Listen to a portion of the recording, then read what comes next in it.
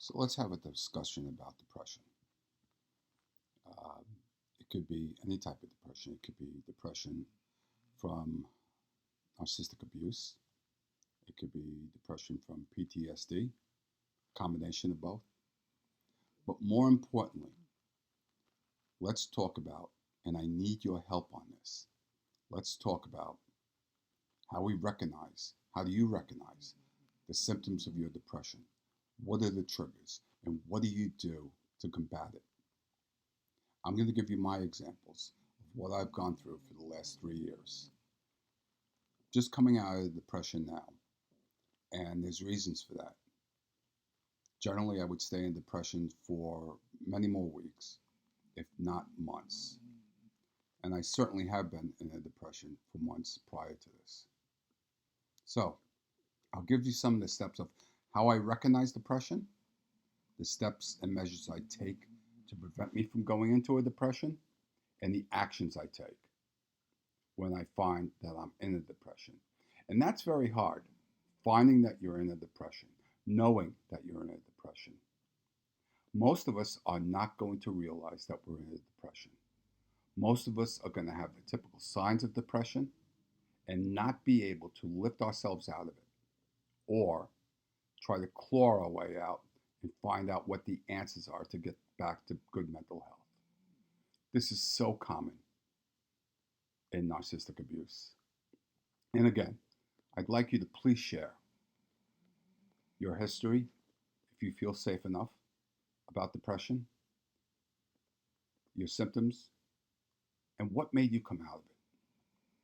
So for me, I trained myself with the help of my therapist to recognize the symptoms of depression. And how did I do that? I did that by having a routine. I did that by knowing what depression was, and specifically, I knew how to identify and remember what I feel like, what I do, the actions I take, the activities while I'm not in the depression.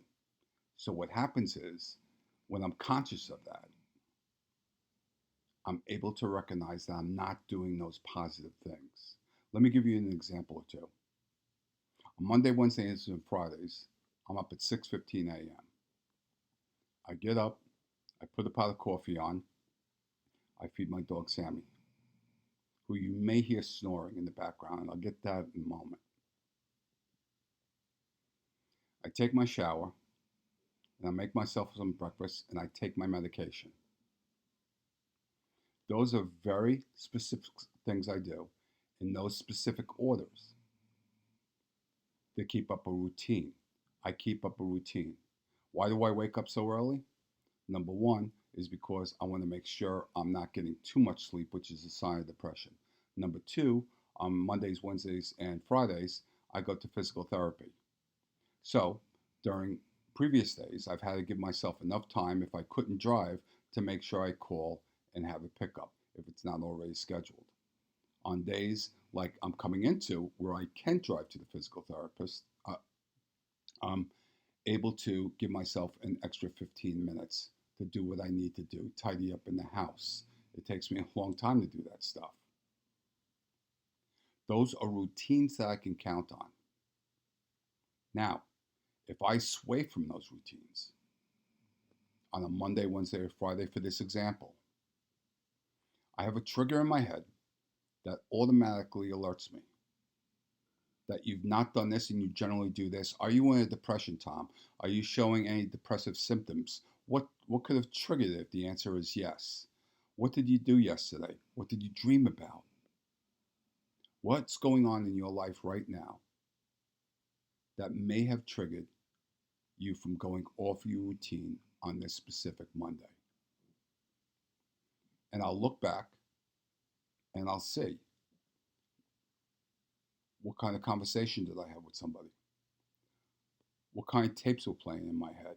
Even though they dissipate, they'll always be there. What kind of show I watched? Here's the other example. Triggers. We all know over the last several weeks there's been a lot in the media, a lot on the news, and a lot on your screen about sexual abuse. Now, I know that a lot of you are not going to be able to identify with sexual abuse, thank goodness. But that to me is a trigger. That will put me into a funk. That will knock me off my routine and give me visible symptoms. One other way that I'm able to tell that I'm in a possible depression, and a lot of you don't have this opportunity, I know that, is that my dog Sammy will be all over me. He'll want to be hugged. He'll be pouring at me. He'll want an increased amount of love. Way back when, starting in 2006, Sammy was trained to be a physical therapy dog, but for an emotional, not for an injury. And he used to visit disabled children. He was a working therapy dog. And he loved going to work. And unfortunately, there came a time where we couldn't do that anymore. However, Sammy really is a therapy dog. Now, he didn't have to be trained to be a therapy dog to do what he's doing with me. Animal sense. Let me give you a quick example.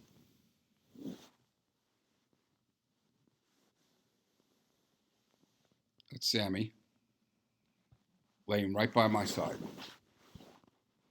Sammy knows when something's not right. I'm not sure if he can smell it or I'm not sure if he can sense it, but he knows. That's an alert to me. You don't have to have a dog to have, my goodness, you don't have to have a dog to have those alerts. But, summary, while you're feeling good, look back. What triggered that depression? What were the symptoms of that depression? What did you do, or what were you doing when you were pulling out of the depression? Because that's a key right there. Number 2, routine, routine, routine. Look, a lot of people, I get it, a lot of people will not understand this. A lot of people will tell you to snap out of it. A lot of people will tell you, do something yourself to make yourself happy. It doesn't work like that, does it? Those of you who have suffered through depression know that. Now, specifically about narcissistic abuse depression, I gotta tell you, that may be the most troubling type of depression there is. And the reason why, as we all know, is because it's constantly being compounded in your head over that years of abuse, whether you were a child or an adult, that you have no worth. You were being told that you were doing something wrong. You were told that you would never amount to anything. So as you grow up, you constantly think, well, I can't do that because I won't make that goal, or I'm not worth it, or so forth. One of the biggest things I do is I get on here. This to me is journaling. My therapist, a long time ago, suggested a written journal. And I hesitated, I pushed back, and I was lazy. Why? I was depressed. When I did begin it, it helped me immensely. That turned into making videos. So, thank you for your time. I hope you can share your experiences with depression. Why you might be in depression. What did you do during depression? What were the signs, looking back, that you were depressed? And what was happening when you were coming out of that depression? What changed? What did you do to make yourself feel better? I hope you share. If you can't, I hope you get ideas from people who do share. And as always, I'm wishing you peace. Thank you.